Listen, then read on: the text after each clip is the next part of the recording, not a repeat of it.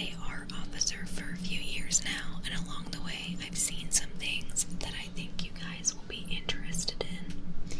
I have a pretty good track record for finding missing people.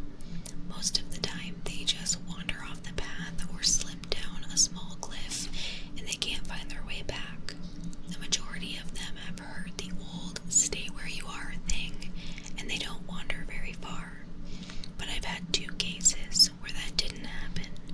Both bother me a lot, and I use them as motivation to search even harder on the missing persons cases I get called on. The first was a little boy who was out berry picking with his parents. He and his sister were together, and both of them went missing around the same time. Their parents lost sight of them for a few seconds, and in that time, both of the kids apparently wandered off. When their parents couldn't find them, they called us, and we came out to search the area. We found the daughter pretty quickly, and when we asked her where her brother was, she told us that he'd been taken away by the bear man. She said he gave her berries and told her to stay quiet, that he wanted to play with her brother for a while. That's the last she saw of her brother. He was riding on the shoulders of the bear man and seemed calm. Of course, our first thought was abduction, but we never found a trace of another human being in that area. The little girl was also insistent that he wasn't a normal man, but that he was tall and covered in hair like a bear, and that he had a weird face. We searched that area for weeks. It was one of the longest calls I've ever been on, but we never found a single trace of that kid. The other was a young woman who was out hiking with her mom and grandpa. According to the mother, her daughter had climbed up a tree to get a better view of the forest, and she'd never come back down. They waited at the base of the tree for hours, called her name, before they called for help. Again, we searched everywhere, and we never found a trace of her. I have no idea where she could have possibly gone, because neither her mother or grandpa saw her come down.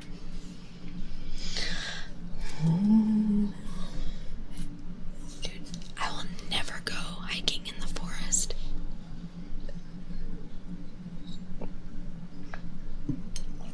Desert only. Only the desert.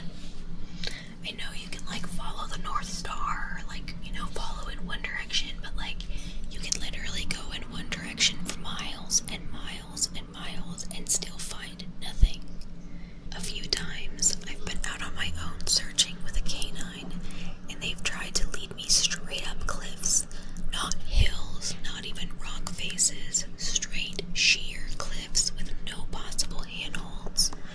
It's always baffling, and in those cases we usually find the person on the other side of the cliff or miles away from where the canine has led us. I'm sure there's an explanation, but it's sort of strange. I was teamed up with another SAR officer because we'd received reports of bears in the area. We were looking for a guy who hadn't come home from a climbing trip when he was supposed to, and we ended up having to do some serious climbing to get to where we figured that he'd be. We found him trapped in a small crevasse with a broken leg. It wasn't pleasant. He'd been there for almost 2 days, and his leg was very obviously infected.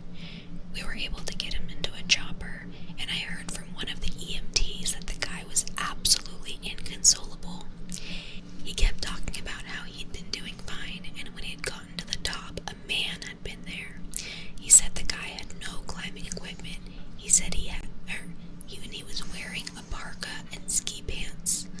He walked up to the guy, and when the guy turned around, he said that he had no face. It was just blank. He freaked out and ended up trying to get off the mountain too fast, which is why he had fallen.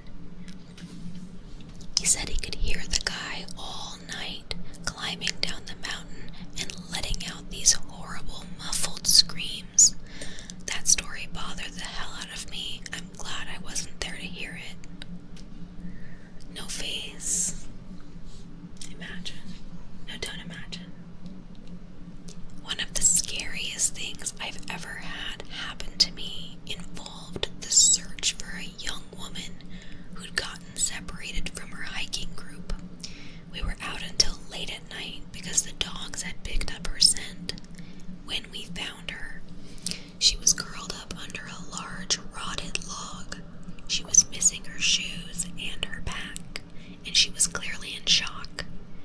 didn't have any injuries, and we were able to get her to walk back with us back to base ops.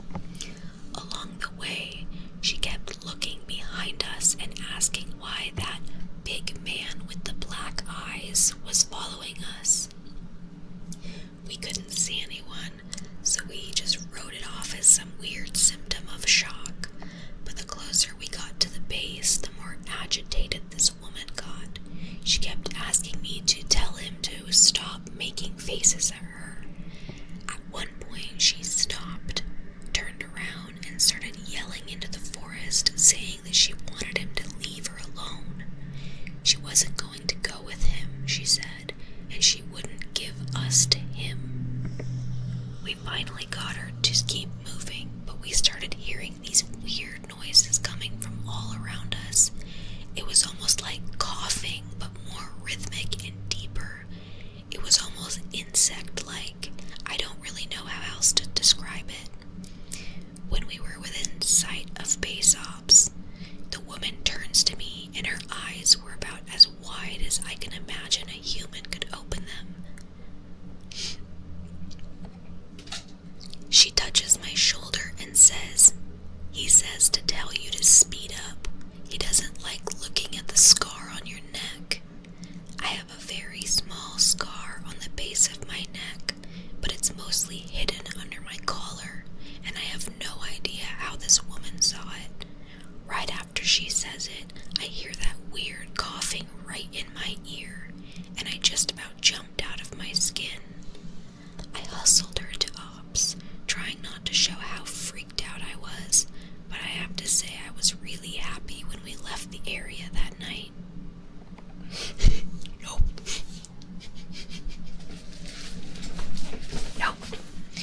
Nope. I'm good. This is the last one I'll tell, and it's probably the weirdest story I have. Now, I don't know if any of this is true in every SAR unit, but in mine, it's sort of an unspoken, regular thing we run into. You can try asking about it with other SAR units or officers, but even if they know what you're talking about, they probably won't say anything about it. We've been told not to talk about it by our superiors, and at this point, we've all gotten so used to it that it doesn't even seem weird anymore. On just about every case